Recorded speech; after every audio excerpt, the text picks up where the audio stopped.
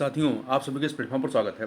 यहाँ पर हम लोग आगामी जो यूपी पीसीएस 2023 की परीक्षा होनी है और यूपीएससी या एमपीपीएससी की परीक्षाएं होनी है, उन सभी के लिए महत्वपूर्ण तथ्यों को यहाँ पर देखने वाले हैं। और इस कड़ी में हम लोग दिसंबर 2022 के जो महत्वपूर्ण व्यक्तित्व रहे हैं, जो कि विभिन्न वजहों से सुर्खियों में थे, उन व्यक्तित्व के संबंध में या व्यक्तियों के बारे में बात करेंगे। ये आपके करंट अफेयर के पॉइंट ऑफ व्यू से और आपके जीएस के पॉइंट ऑफ व्यू, दोनों दृष्टिकोण से काफ़ी महत्वपूर्ण साबित होगा। तो चलिए प्रारंभ करते हैं। सबसे पहले बात करते हैं छो लुंग शुक्फा के बारे में। तो देखिए, 2 दिसंबर को जो है असम दिवस मनाया गया। तो असम दिवस के अवसर पर असम राज्य ने स्वर्ग देव छो लुंग शुक्फा को जो है श्रद्धांजलि अर्पित की। छो लुंग शुक्फा के बारे में बात करें तो उन्हें असम का वास्तुकार कहा जाता है। वह बृहत्तर असम के संस्थापक और अधिक से अधिक असमियों को एकजुट करने वाले सूत्रधार थे। उन्होंने 13वीं शताब्दी में असम में महान अहोम साम्राज्य की स्थापना की। किसने की थी? छो लुंग शुक्फा ने। इस साम्राज्य ने 6 शताब्दियों तक असम पर शासन किया था। अहोम साम्राज्य की राजधानी चराई देव जो कि वर्तमान शिवसागर शहर के पास है, ये थी। इनके योगदान की बात करें तो उन्होंने अलग अलग समुदायों और जनजातियों को एकजुट करने की दिशा में सफल प्रयास किए थे। उन्होंने अपनी मित्रता, एकता और सद्भाव की नीति के माध्यम से एक मजबूत एवं जीवंत असम की नींव रखी थी। और ये अहोम साम्राज्य के संस्थापक थे तथा मध्यकालीन असम के पहले अहोम राजा थे। आगे बात करते हैं अहिल्याबाई होलकर के बारे में। तो देखिए, महाराष्ट्र के शहर अहमदनगर का नाम बदल करके पुण्य श्लोक अहिल्या देवी नगर करने का प्रस्ताव रखा गया है। इस वजह से ये चर्चा में थी। तो इनके बारे में बात करें तो यह 18वीं शताब्दी में मालवा रियासत की रानी थी और भरतपुर के राजा के खिलाफ कुंभेर की लड़ाई में अपने पति खंडे राव की मृत्यु के बाद उन्होंने 1754 में मालवा पर अधिकार कर लिया। उनके शासनकाल की कुछ विशेषताओं या उपलब्धियों की बात करें तो उनकी प्रशासनिक और सैन्य रणनीतियां उत्कृष्ट थीं। उनके शासनकाल के दौरान उचित व्यवस्था और बेहतर सरकार काम करती रही। इसके अतिरिक्त महेश्वर शहर एक साहित्यिक, संगीत आधारित कलात्मक और औद्योगिक केंद्र बन गया।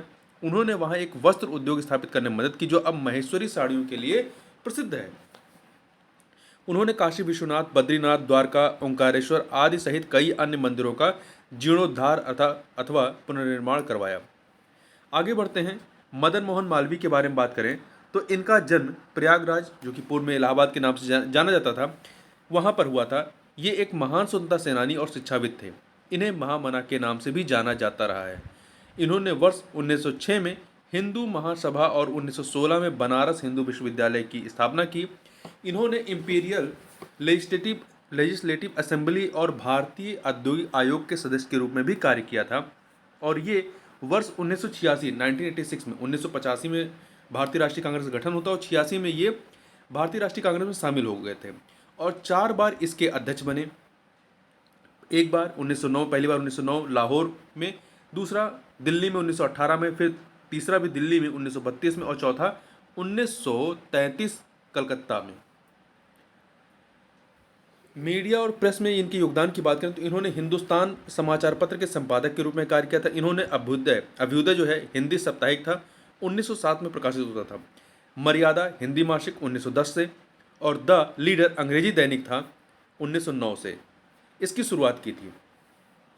इसके अतिरिक्त इनके बारे में और चीज़ देखें तो एक वकील के रूप में इन्होंने उत्तर प्रदेश के गोरखपुर में 1922 में, जो 4 फरवरी 1922 को चौरी चौरा कांड होता है, उसके अधिकांश आरोपियों का बचाव किया।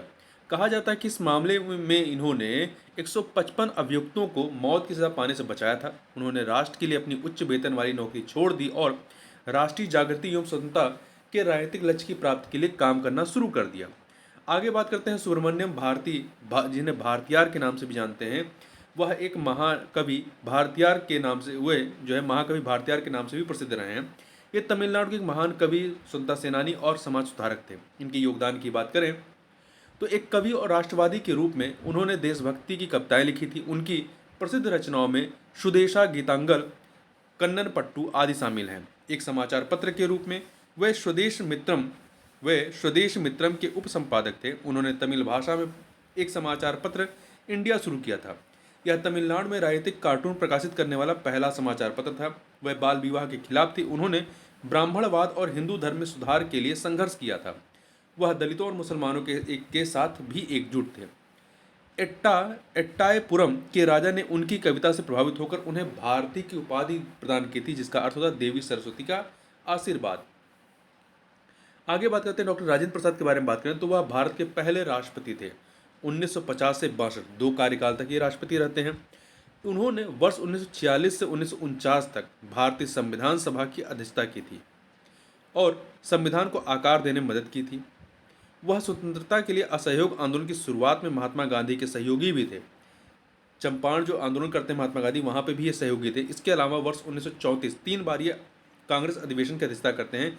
1934 में बम्बई में, 1939 में त्रिपुरी में। 1939 का जो त्रिपुरी अधिवेशन होता है उसमें सुभाष चंद्र बोस अध्यक्ष के रूप में चुने गए थे, परंतु उन्होंने विवाद की वजह से अपने अध्यक्ष पद से त्यागपत्र देते हैं। उसके बाद राजेंद्र प्रसाद अध्यक्ष बनाए जाते हैं और वहीं 1947 में भी ये अध्यक्ष थे। देखिए 1947 में जो अध्यक्ष बनते हैं ये आपका 1946 में जो मेरठ अधिवेशन होता है वहाँ पे आचार्य जेबी कृपलानी बनते हैं और जब देश आज़ाद होता है तो आचार्य जेबी कृपलानी ही कांग्रेस अध्यक्ष थे। उसके बाद जो है डॉक्टर राजेंद्र प्रसाद 1947 में इसके अध्यक्ष बनते हैं कांग्रेस अधिवेशन के। इसके बाद इनके साहित्यिक कृतियों की बात करें तो चंपारण में सत्याग्रह, इंडिया डिवाइडेड, सर्च लाइट जो कि अंग्रेजी में, ये इनकी साहित्यिक कृतियाँ रही हैं। इसके अतिरिक्त उन्होंने हिंदी साप्ताहिक देश की स्थापना एवं संपादन भी किया था। इसके अतिरिक्त इन्होंने 1914 में बिहार और बंगाल में आई बाढ़ से प्रभावित लोगों की मदद करने में सक्रिय भूमिका निभाई। इसके अलावा उन्होंने भारत में शिक्षा के विकास को प्रोत्साहित किया। आगे बात करते हैं सत्येंद्र नाथ बोस के बारे में बात करें तो 1 जनवरी को उनकी 129वीं 129वीं जयंती मनाई गई। इनकी उपलब्धियों की बात करें तो उनका कार्यक्षेत्र सैद्धांतिक भौतिकी से संबंधित था। उन्होंने क्वांटम यांत्रिकी और क्वांटम सांख्यिकी के विकास में मौलिक अवधारणात्मक योगदान दिया था। उन्होंने आइंस्टीन के साथ काम किया था और दोनों ने मिलकर बोस आइंस्टीन सांख्यिकी विकसित की थी। क्लासिकल इलेक्ट्रोडायनेमिक्स विद्युत गतिकी के संदर्भ में बिना ब्लैक बॉडी रेडिएशन के लिए प्लैंक का नियम प्रतिपादित किया था। यह नियम किसी भी गर्म वस्तु या पिंड द्वारा उत्सर्जित प्रकाश के स्पेक्ट्रम को संदर्भित करती है तथा वे मॉरिस डी ब्रोगली की प्रयोगशाला से भी जुड़ गए थे। यहाँ उन्होंने एक्सरे स्पेक्ट्रोस्कोपी और क्रिस्टलोग्राफी की तकनीक सीखी थी। इन्हें वर्ष 1954 में पद्म विभूषण से सम्मानित किया गया था। इसके अतिरिक्त देखिए इनके शोध के आधार पर संसद में एक अधिनियम द्वारा 1986 में कलकत्ता में SN Bose national centre for basic sciences की स्थापना की गई थी। अब बात कर लेते हैं चौधरी चरण सिंह के बारे में। तो चौधरी चरण सिंह का जन्म मेरठ जिले, उत्तर प्रदेश के मेरठ जिले के नूरपुर गांव में हुआ था। वह एक स्वतंत्रता सेनानी और समाजवादी नेता थे। वह 1979 में भारत के प्रधानमंत्री बने थे और ये ऐसे भारत के पहले प्रधानमंत्री थे जिन्होंने लोकसभा का जो है सामना नहीं किया था। उन्हें किसानों के हितों, मतलब जिस समय तक ये प्रधानमंत्री के पद पर थे तब तक ये लोकसभा नहीं गए थे क्योंकि उस समय लोकसभा चल नहीं रही थी। देखिए उन्हें किसानों के हितों की रक्षा के लिए उनके योगदान हेतु याद किया जाता है। उदाहरण के लिए वर्ष 1938 में 1938 में उन्होंने उत्तर प्रदेश तत्कालीन संयुक्त प्रांत विधानसभा में कृषि उपज बाजार विधेयक प्रस्तुत किया था। इस विधेयक के प्रावधानों को भारत के अधिकांश राज्यों ने लागू किया था। उनकी जयंती जो कि 23 दिसंबर को मनाई जाती है, 23 दिसंबर पर प्रतिवर्ष राष्ट्रीय किसान दिवस मनाया जाता है। साहित्यिक योगदान में देखें तो सहकारी खेती का एक्सरे और जमींदारी का उन्मूलन उनकी साहित्यिक कृतियाँ थीं। इसके अतिरिक्त उनके ऋण मोचन विधेयक 1939 के निर्माण और उसे अंतिम रूप देने में अग्रणी भी उन्होंने जो है ऋण मोचन विधेयक 1939 के निर्माण और उसे अंतिम रूप देने में महत्वपूर्ण भूमिका निभाई। इससे ग्रामीण देनदारों को बड़ी राहत मिली थी। आगे बात करते हैं कमला देवी चट्टोपाध्याय के बारे में। तो इनका जन्म कर्नाटक के मंगलोर में हुआ था। वे विधायी सीट पर चुनाव लड़ने वाली पहली महिला थी। उनका मानना था कि महिलाओं के अधिकार, धार्मिक स्वतंत्रता, पर्यावरणीय न्याय, राजनीतिक स्वतंत्रता और नागरिक अधिकार सभी परस्पर संबंधित गतिविधियां हैं। वह वर्ष 1927 में भारतीय राष्ट्रीय कांग्रेस में शामिल हुई थी। उन्होंने कला और शिल्प को बढ़ावा दिया था। इसके परिणाम स्वरूप राष्ट्रीय नाट्य विद्यालय, संगीत नाटक अकादमी और भारतीय शिल्प परिषद की स्थापना हुई थी। उन्हें SNA fellowship, Ramon Magsaysay Padma Bhushan, Padma Vibhushan आदि पुरस्कारों से सम्मानित किया जा चुका है। आगे बात करते हैं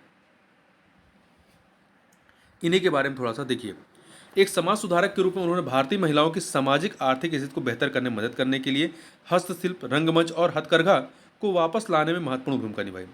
दांडी नमक सत्याग्रह के दौरान उन्होंने गांधी जी को महिलाओं को सत्याग्रह में सबसे आगे रहने का समान अवसर देने के लिए राजी किया था। आगे बात करते हैं बिनोय या विनय बसु के बारे में। तो इनका जन्म मुंशीगंज जिले के रोहित भोज गांव में हुआ था, जो अब बांग्लादेश में स्थित है। वह क्रांतिकारी युगांतर पार्टी से जुड़े एक गुप्त संगठन मुक्ति संघ के सदस्य थे। विनोय बसु ने दिनेश गुप्ता और बादल गुप्ता के साथ 8 दिसंबर 1930 को राइटर्स बिल्डिंग में प्रवेश किया था और कोलकाता जेल के पुलिस अधीक्षक आईजी कर्नल एनएस सिम्पसन पर गोलियां चला दी थीं। वे कुख्यात ब्रिटिश अधिकारियों की हत्या करने वाले संगठन बंगाल वॉलंटियर्स का हिस्सा थे। बंगाल वॉलंटियर्स का गठन वर्ष 1928 में सुभाष चंद्र बोस ने किया था। ध्यान रखिएगा, बंगाल वॉलंटियर्स का गठन किसने किया था? सुभाष चंद्र बोस ने 1928 में। आगे चलते हैं। योगिंदर के अलग अलग समिति का नाम सुना होगा, तो ये उसी के अध्यक्ष योगिंदर के अलग रहे हैं। इनका जन्म पंजाब के, जो वर्तमान का पाकिस्तान है, तो पंजाब के चकवाल में हुआ था। इनके योगदान की बात करें तो इन्होंने भारतीय और विदेशी विश्वविद्यालय में अर्थशास्त्र विषय का अध्यापन कार्य किया। वह जवाहरलाल नेहरू विश्वविद्यालय जेएनयू के कुलपति भी रहे थे। वह राज्यसभा के सदस्य के रूप में भी सेवाएं दे चुके हैं। वह 1979 में इनके नेतृत्व में एक टास्क फोर्स का गठन किया गया था। इसे अलग समिति के नाम से भी जाना जाता है। इस टास्क फोर्स ने पहली बार कैलोरी आवश्यकताओं के आधार पर निर्धनता संबंधी अनुमान तैयार किए थे। तो ये निर्धनता संबंधी जो कमेटियां हैं उसमें भी उससे भी संबंधित रहे। जो अलग कमेटी है वो उसी संबंधित है।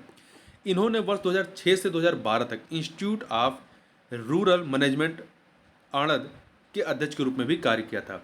उन्होंने विशिष्ट फसलों की बजाय पारिस्थितिकी तंत्र पर आधारित कृषि नियोजन की प्रणाली स्थापित करने की प्रक्रिया शुरू की थी। तो इस वीडियो में बस इतना ही। मिलते हैं नेक्स्ट वीडियो में, तब तक के लिए बहुत बहुत धन्यवाद।